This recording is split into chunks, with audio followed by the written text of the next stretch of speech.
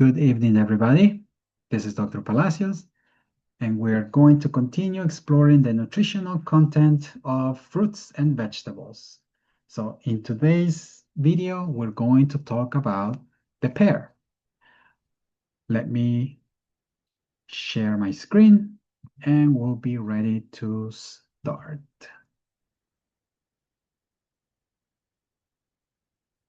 There we go. Pyrus communis, also known as the regular pear.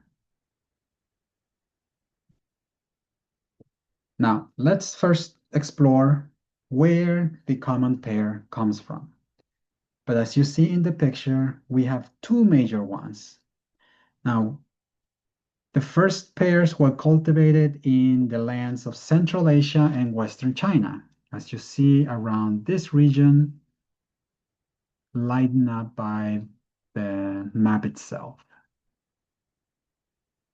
But after so many different kinds of cultivation and domestication in different regions, we end up getting today two forms of major pears. One is the Western or European form of pear known as Pyrus communis, and that's the one you see at the picture and the ones that you find in the market for the most part. And it tends to have the narrow top and the wide bottom. But then in Asia, there's also the Asian pear known as Pyrus pyrifolia.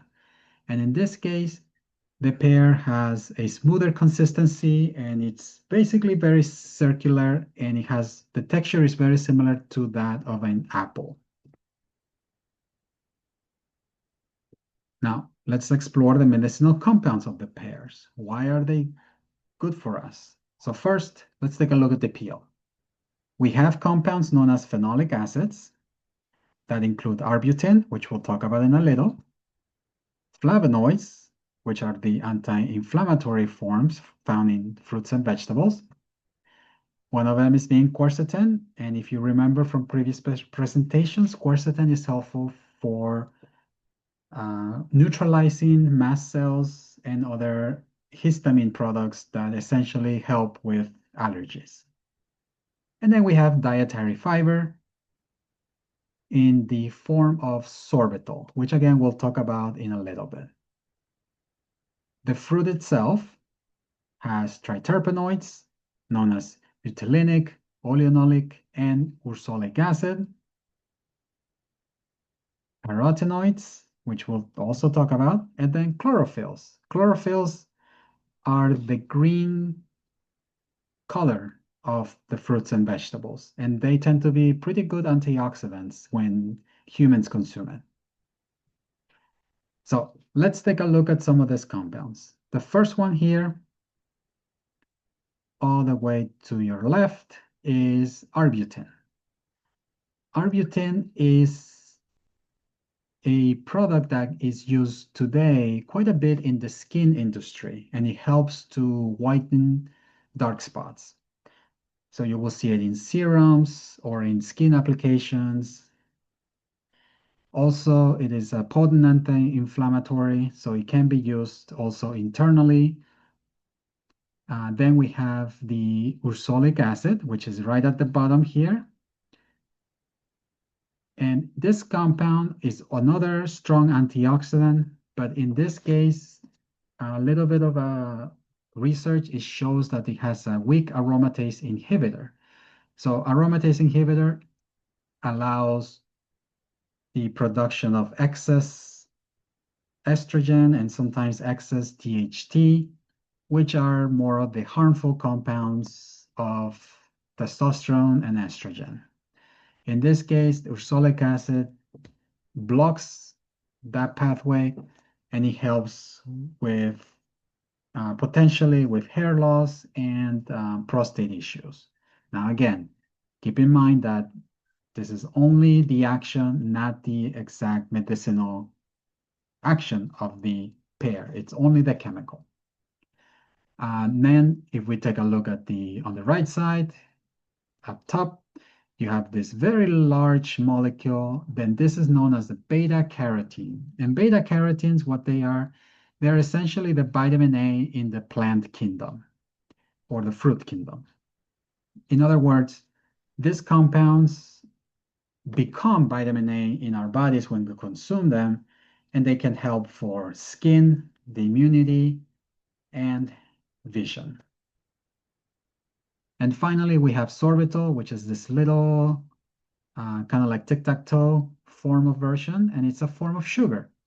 And sorbitol specifically doesn't get absorbed in the gut, rather it acts as a mild laxative, therefore being part of the fiber compound itself. Now, dietary fiber includes compounds that can be absorbed, but in the case of sorbitol, it doesn't get absorbed, and it does help with strenuous push when it comes to going to the bathroom. So, like we talked about, some actions. First is from coughs, and this is something I discovered in traditional Chinese medicine. So one recipe that they do is to have a few pears, boil them, and after they are softened, you take out the core and you apply a little bit of honey. And that is essentially your medicine. So the honey with the boiled pear, it's something that you consume and it helps to soothe the throat.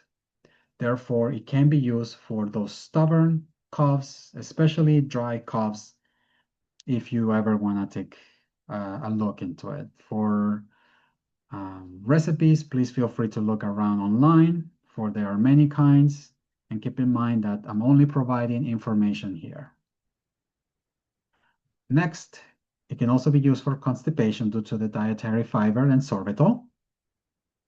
And finally, the blood sugar control due to the antioxidants that we explained, which can repair and provide some relief of excess insulin usage. And also the dietary fiber allows control of the sugar levels and sugar absorption in the gut.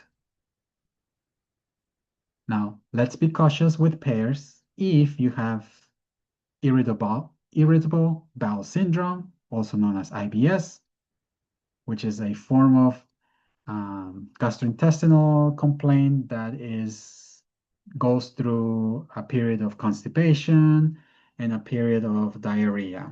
And it tends to be from stress, but there are other conditions that can lead to this disease.